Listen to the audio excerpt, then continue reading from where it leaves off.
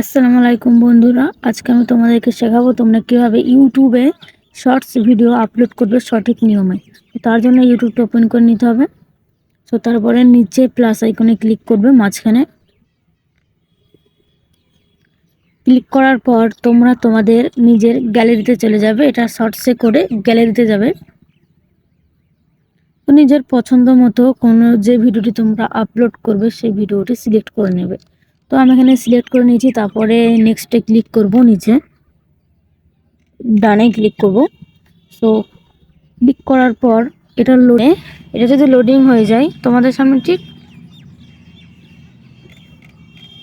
এরকম একটা interface show করবে। তো তার জন্য নেক্সটে ক্লিক করে দেব।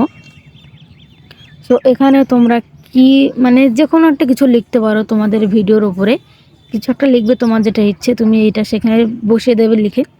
তো আমি আমার নিজের মন মতো কিছু একটা এখানে লিখে নিচ্ছি।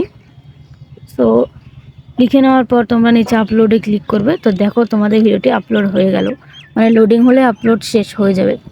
সো গাইস, ভিডিওটি যদি ভালো লেগে থাকে প্লিজ আমার এই ছোট্ট নতুন চ্যানেলটি সাবস্ক্রাইব করে যাও অ্যান্ড পাশে থাকা বেল আইকনটি বাজিয়ে দাও।